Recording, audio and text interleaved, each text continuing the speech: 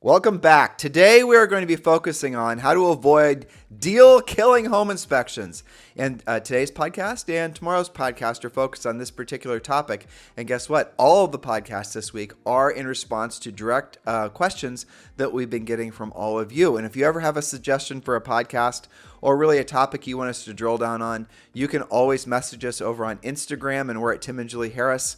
And also you can, frankly, just text me directly. Julie and I respond to all of our texts. It's not like a AI bot or something like that. It's actually me, and you can text me directly at 512-758-0206. I'll be more than happy to respond and take into consideration any suggestions you guys have. So we certainly appreciate your feedback.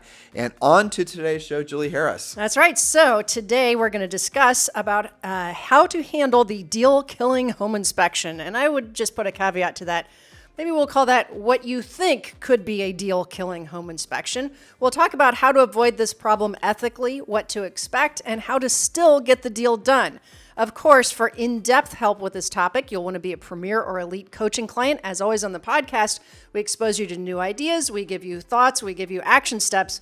But for the real drill down, you want to be a coaching client. Well, of course, in today's notes, like all show notes, are down below, so it doesn't matter what, podcast listening widget you're on, or if you're over on YouTube or whatever, just hit show description and you can open up and see all of our notes. Sometimes iTunes clips some of our notes, and if that's the case, you can always go over to timandjulieharris.com, and all of the notes are always there without any edits. And while you're there, do consider joining Premier Coaching. We have 100 to 200 of you join every single month. Premier Coaching is without a doubt the most affordable. And how affordable? Well, for the first 30 days, it's absolutely free for you to join. And that does include a daily semi-private coaching call with one of our Harris certified coaches.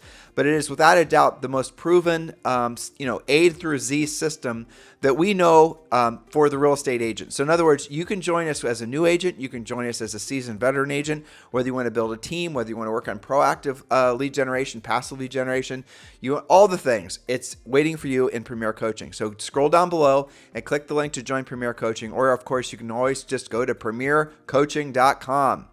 All right, so part one, and again, this is the result of a special request from our coaches, our coaching clients, and many of you listeners, because you're dealing with more home inspections than you were back in the super hot seller's market. And, as such, our listeners fall into two camps on this issue.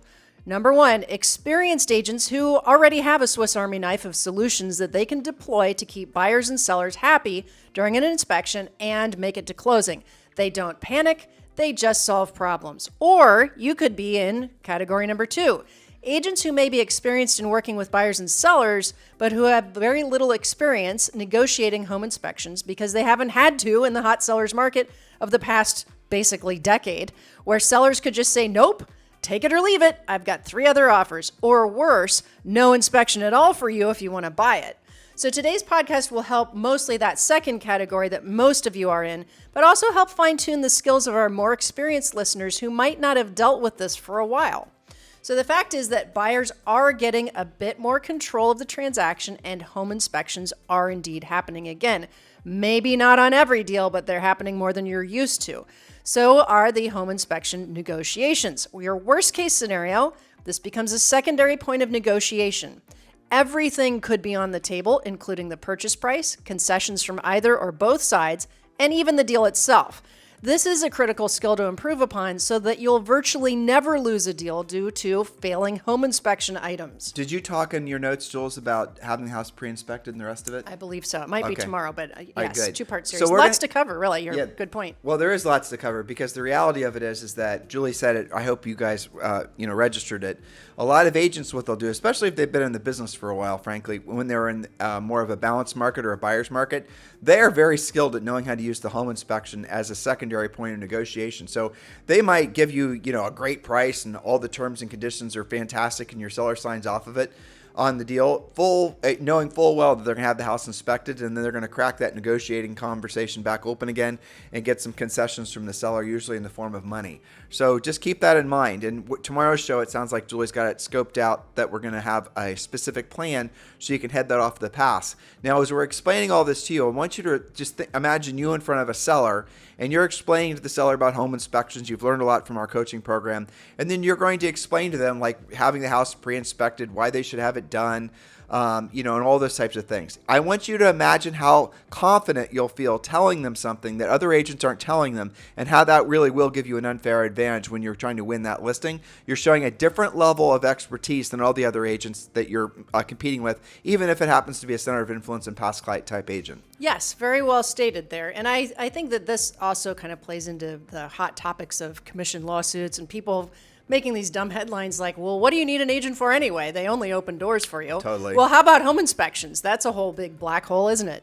So what to do when you get that big grocery list of what the buyer wants fixed as a result of the home inspection? Well, This is from the list. Well, actually, this could play. We're going to play both sides. Yeah, so this could be as a listing agent or as on a buyer's agent. So the system that Julie's about to roll out to you guys works the same way. That's right. So the first point is from the listing agent standpoint. Well, first, consider having seller's coverage from a trusted home warranty company at the time you take the listing. Don't wait until you get the grocery list to cover some things. Many items will be covered during the listing. That includes typically the HVAC system, plumbing, and electric. And the cost isn't even paid until closing. This is going to help with minor but common issues. What it doesn't help with is the roof and the foundation or anything cosmetic. Okay, so what did she just say? Break it down. You can actually go to, when you're listing a home, depending on the nature of the relationship you have with the seller, you might want to do this after you get the listing signed. Yes. Otherwise they're going to be confused. But the gist of it is American Home Shield and many other companies will allow you to actually put a home warranty policy on the house while it's listed, covering the seller while it's listed. It's actually called seller's coverage. Right. And then that same policy then becomes buyer's coverage after the house closes, obviously.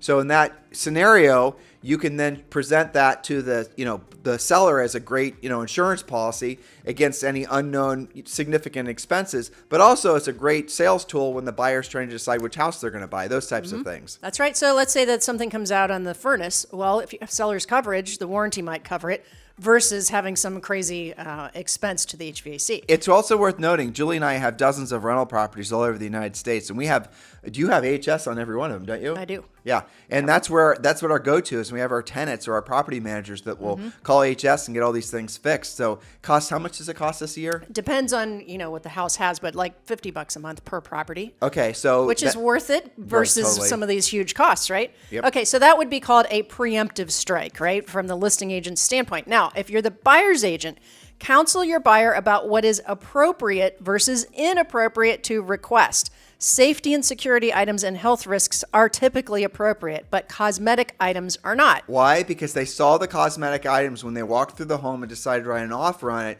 So for them to go back and say, for example, complain to the seller that the front porch, which needs half the boards replaced because they're rotted or the concrete's a little bit tippy, that's all of a sudden, they saw that when they wrote the offer. Mm-hmm. So maybe you deal with that in the inspection, maybe you don't. Well, the home inspection should be used for are the things that they wouldn't have seen because, they're not home inspectors, they're not contractors, They're not tradespeople. And largely safety and security oriented versus, the wallpaper's peeling off or something like that. Not to say that you won't get listing agents, not to say that you won't get home inspection reports where they are going to ask for things that are really outside of the scope of what it's supposed to be used for, the wallpaper and the janky deck. I mean, right. Some cases... They can ask. Yeah, buyers are going to ask for everything, of course. That's right. Now, note, with all home inspections, the results will be one of these 4 outcomes. And this is something, again, you can scan down and get this from the notes.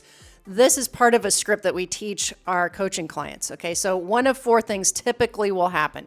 Number 1, the buyer gets nothing. Take it or leave it. They walk or they don't. That's not the script, by the way. No, but this is what, in reality, what you can expect. Now, That's more common if it's the only house for sale and you've got 3 backup offers, but It could certainly be the case. The second option, the seller says yes to everything. They figured they'd have to deal with the inspection items. I was always shocked with that. Sometimes you'd present it and they'd say, oh yeah, we know about the A, B, and C, we're doing it. Well, Julie, talk about that. So when we were selling real estate, and you would get, especially some of the older homes, we would get these, grocery lists of home inspection reports that were a little small. Like 36 items or something. It was like, oh boy, how do we do that? And so the worst thing to do, a rookie mistake, would be to go through every single one and negotiate every single one. So what Julie figured out to do, had to do is she would just send the whole thing over to the seller. We were mostly on the listing side. Send the whole thing over to the seller and say, here's the home inspection report. Let me know what you think. Well, which is actually point number 3 is exactly that. And I was always shocked. I'm sure you were too. Sometimes they didn't freak out, right? Which is what every agent expects. Okay, so again, we're going through the 4 things. We talked about you get nothing. We talked about the seller says, yes, we knew about it. Number 3, the seller gives the buyer money to do the repairs themselves based on estimates in most cases. Sometimes it's minor and you don't need an estimate. On big things, you'll get an estimate. Or how we ended up resolving many times, some combination of the above, repairs for some things plus money for other things. Sometimes you'd escrow the money, sometimes you wouldn't. We'll get into the weeds in a second. So what you just mentioned, number 3, very important point here, and it's kind of counterintuitive. For the buyer or the seller's agent, remember you got a grocery list of items going, present the list and simply ask your client what they think, exactly what you just said. What do you think? It's not your job to have an opinion, to be an expert, or to play a home inspector. Oftentimes, when you are freaking out about might not be of concern to the buyer, or if the seller is your client, they might already be on top of the issue. So it's best to present. I know our broker used to say, present and shut up.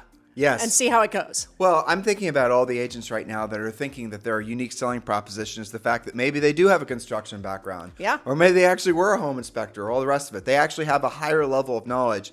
And I'm going to caution all of you from using that higher level of knowledge because you actually can find yourself in all kinds of legal problems. Why? Because your real estate license, you can read it, says you're a real estate salesperson. And go and read what you're specifically obligated from your agency form to do. You're supposed to do virtually nothing. Yep. And if you are going to get into the weeds and start playing home inspector, the buyer or the seller can essentially, you might end up in some sort of litigation and they're going to say, well, it's because you presented in they'll send over your text and whatever when you're playing home inspector, which is outside of the purview of your license. And then you will lose when you get sued 100% of the time. And maybe you even have some problems with your license because of that. So do not play home inspector. That's a home inspector's job, which, by the way, actually adds a layer of convenience for you because the home inspector can be the bad guy, not you. That's right. I mean, to your point, it's literally not your job. So don't try to do it. Okay, point number 4, buyer's or seller's agent. Remember, we're playing both sides here. Know what is a deal killer and what is just a request. So tuck your freak in.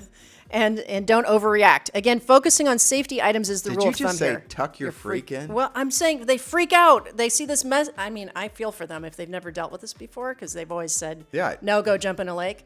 And they get this big home inspection. The agent can be part of the problem. Well, Julie, just keep in mind, though, with that point, is that a lot of the agents listening have never dealt with home inspections before. That's what I'm saying. They don't know what the hell to do. So don't come unglued. Right. You can still close the deal. And they're the problem because the home inspectors are coming through and they're not counseling their buyers on what to ask for, how to go about asking for it. Well, that's why in Premier Coaching we have this little item called What to Expect from Your Home Inspection that helps them with that. But the tip that Julie's passing along to you is that you as a buyer's agent should just send the home inspection report over to the listing agent and you can play the same, script. Let me know what you think.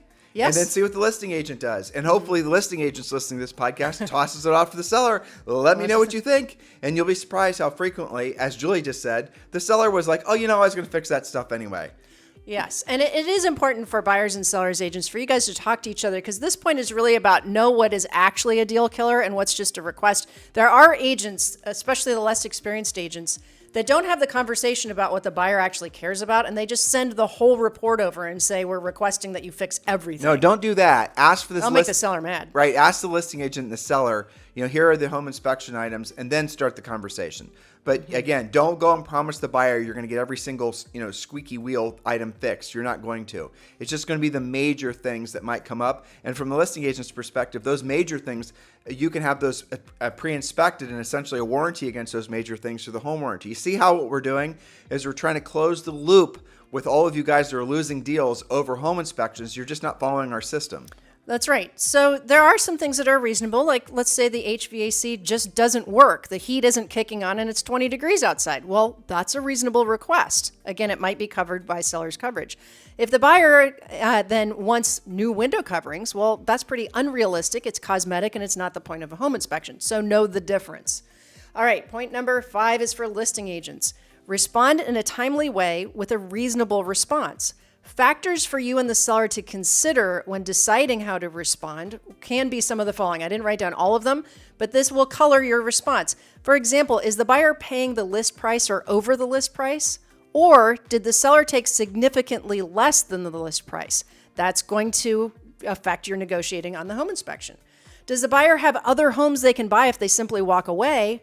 Or is this the only home on the market or close to it? That's kind of a power play question, like who's in control here? And remember, homes in the market also include new construction. Julia, that's actually an interesting question I had. Yeah. So new construction, I'm just wondering your opinion. Should they have new construction be inspected by a home inspector? Yes, I I agree. would recommend it. And we had a few deals where some strange things were found. I remember one house was pretty expensive. They just were going to go to close and it didn't have any insulation in the attic. Right. And now, yes, new homes are covered under warranty and all the rest of it, but wouldn't it be nice if all those things were fixed prior to closing? So it's not a horrible idea to have the house inspected prior to closing if it's new construction. Is it necessary because there's a new home warranty? Probably not. But there you go. It's a good idea. And it might not be the full-on home inspection that you'd have on a really old house. But, you know, one of the things that they do is the home inspector will go and they'll make sure that all the outlets are wired correctly and that they're working. But to your point, think about what Julie just said. The home or the insulation in the attic, right? What's the probability that that seller would ever figure out that they didn't put insulation in the attic? You know, No, they're just freezing their butts off when they move in. Or wondering why their electric bill or gas bill is so Yeah. high. You guys get it? Exactly. So yeah, along those lines. Use your head, yeah. A new construction, you do have to pass inspections, right? Yeah, a framing inspection, everything. electrical inspection, but that's not the same as an actual, home inspection from a thoroughness perspective, I think. Well, that's right. Like they may approve the electric work, but did they really go around and test every single outlet? Probably not. So, does the buyer have other homes they can buy? Well, maybe you don't want to tell them to go walk. Was the seller going to fix some of the items anyway before closing? Do they maybe already have some of this done and they have receipts? That could make your life easier. Are there warranties on any of the items? New construction has builder warranties that can last up to 10 years. Newer appliances might have warranties. HVAC systems may have warranties. Maybe they just had the furnace serviced and whoever did the service has the guarantee, right? So you have to know about those things. That is a way of dealing with it. Next is, what is the total value of the items requested? Put a dollar amount on it, and maybe you decide to negotiate halfway. Would the seller offer the buyer money or concessions to fix the items versus hassling with the repairs themselves? If it's a big ticket, estimates might be needed, and average several of the estimates to know what's a realistic cost. Can the seller fix the big items and then deny the rest without jeopardizing the deal? And one thing I should have added in here is, if it's FHA or VA, you have a whole other can of worms to deal with. If you want to, I didn't know if you wanted to go into the weeds. Let's talk about it. Yeah. So, first of all, I want to say two things. First of all, if there's a major inspection that comes up, a roof or something like that, and the buyer just wants the money, but the seller's like, nah, I'm not so sure that roof's an issue, or I'm not so sure, like, what the sort of half measure is to put the money in an escrow account that's held by the title company. And then in order for that money to be released, the buyer has to have done the work, submit the invoices to the title company, and then the title company or the attorney will release the money. In a timely way. In a timely way. So you'll have, frankly, buyers or buyer's agents that are a little bit, dug in about something that the seller is very much opposed to with regards to the condition of a property. The seller will say, okay, yeah, sure, I'll put $10,000 in an escrow account or wherever it's called in your state. But here's the deal. You guys got 90 days to fix it, and you get it fixed, you submit the invoice, and and then you go, you're good to go. It's gotten paid for. If not, the money gets re-released back to the seller. And that can all be made into an addendum. And that really is actually an objection handler for when a seller says, oh, they just want the money. That's not really a real repair. And then the deal could die over that because the seller seems like they're pushing back too hard. And the buyer may or may not just want the money. This is the solution. So if we're going to hang this to the roof, and that's the hill you're going to die on, we're going to call it a roof repair. You're going to submit, and and if the estimate or if the work comes in less, then the remainder of that escrow fund goes back to the seller. That makes the seller happy because they don't feel like they're basically writing a blank check. All right, so with regards to the thing that Julie brought up, this is kind of complicated. Stay with me on this. Now, you're working with, we're going to approach this from a buyer's. Do you think we should approach this let's approach this from a listing agent perspective. Okay. So you're a listing agent. You have a listing. Good job. Yes, go you. Now you got an offer on the property, and it's basically an FHA, VA type deal. So the FHA, VA type deal has another level of complexity when it comes to appraisals. So what's going to happen is the appraiser acts as a bit of a de facto home inspector in the worst ways.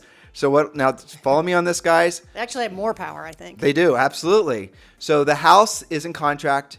This FHA financing buyer, then is going through the process. Everything is great. You're looking forward to the closing. The appraiser goes out and he appraises the property. And the appraiser then makes note of all of the deficiencies on the property. And they can be so picky you wouldn't even believe it.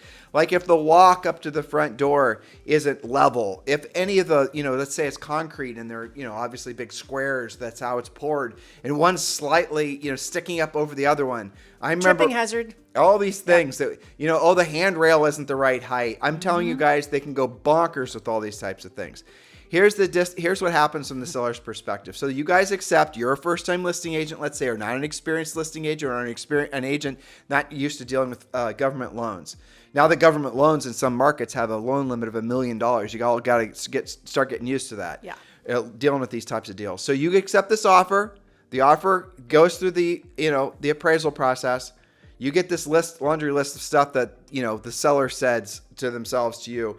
Are you kidding me? I have been dealing with this crap for the last 30 years, and this is not a thing. Yeah. And then the seller tell the buyer to go, not interested in doing business with you. Goodbye. Yeah. Sayonara. We're going to look for another buyer. Now, the next buyer comes up. It turns out they're also FHA. What you don't know is that house, that appraisal, rather, that is an appraisal in essence, that stays with that house. I don't know for how long. I think it's 6 months. I think it's 6 months. So no matter what, if it's another VA or FHA or whatever buyer comes knocking on the door wanting to buy that property, the previous appraisal stays with that property and follows that, even though that appraisal was done for a deal that died. You guys following me on all this? Which means you will be dealing with it. And also keep this in mind too. When you have a seller, this doesn't matter whether it's government financing or not, and they filled out their property inspection or their home property disclosure form, right? Yep. Mm-hmm. And whatever iteration that shows up in your state, and they didn't know no problems, no leaks, no nothing. They were just being super honest. An inspection happens, or an FHA or government appraisal happens, and now there's this long litany of crap. The question I have for you listeners is this: now that the seller does know, do they have to update their property, their home property? What the hell? Property disclosure. Too many words, right? Yeah. Property disclosure form. The answer is yes. In almost every state, there are a few states that weirdly they play this game of not sending the entire inspection. It's very bizarre, but it's not very many places. So your point is, you know about all these things now, and you didn't know about them before. You now have to change your property disclosure so that the next buyer gets to see all the stuff that's wrong, or you're going to have to fix it anyway. Well, exactly. So once the property is inspected and the seller knows, or once the house has a government appraisal done on it and the seller knows, that property disclosure form has to be updated. So really, you lose your leverage from a listing agent's perspective. I mean, in a negotiation. And that's if the second buyer even comes in at the same price. So you could be taking a lesser price and still have to do the repairs. Right. Now, it's interesting you mentioned this. It is a black hole with the FHA and VA. You could tell you and I sold real estate from all these problems, right? Well, yes, that's true. And what's interesting is, because we got this decade plus of agents that really haven't had to deal with this stuff, I see things on agent Facebook pages or whatever where they're like, how does this appraiser get off asking for us to do all these things? And agents literally don't believe that this is a thing. They think it's negotiable, or they think the appraiser's just being too hard on them. It's a real thing, guys. This is like lender overlays. They say, well, How can they make my buyer have to do that? Because they can. So don't go to it's illegal. Don't go to it's unethical. Any of those things, right? Yep, exactly. It is a real thing, and you do have to deal with it. And it is a pain in the neck. And furthermore, on many FHA and VA deals, they even will say there's certain things the buyer is not allowed to pay for. Yeah, I remember. That's right. I mean, it's so crazy. So even if the buyer's like, I'll take it with that slightly janky. It doesn't bother me. It doesn't bother me. I could care less. Or I'll fix it after closing. Or, the seller's going to put money in escrow and I'll fix the, janky driveway after closing. The appraisal, because it's an FHA deal, will say, nope, you aren't going to do it. You won't be closing if you don't do it. Right. So you guys got to know all these things. But I'm going to go back to what Julie and I are going to share with you guys tomorrow. It's going to essentially be how to avoid all these nightmare scenarios so that you don't lose your deals. Because ultimately, if you're a listing agent and you lose a deal over some of the things we've been telling you about, chances are you're going to lose that listing because the seller's going to be so frustrated that you didn't help them to avoid this problem in the first place. So a lot of tomorrow's show is going to be all about how to avoid the problem in the first place. But Julie has point number 6. Point number 6 is just sort of how you handle things. Buyer's agents accept or counter with a reasonable response that the listing agent sent you in a reasonable time. Keep the deal alive no matter what. There is a resolution, so you should all have a mantra that the deal will not die in your lap. It's your job to keep it alive. It's your job to find a solution, and we're going to talk about some creative solutions on tomorrow's show. All right, so guys, listen, thank you for keeping this number one listened to daily podcast for real estate agents in at least the United States. It is always our pleasure and our honor to be your real estate coaches. If you've not done so yet, please do give us a 5-star review over on iTunes. We certainly appreciate all of your love and support over the many thousands of podcasts we've created for all of you guys. We'll talk with you on the show tomorrow.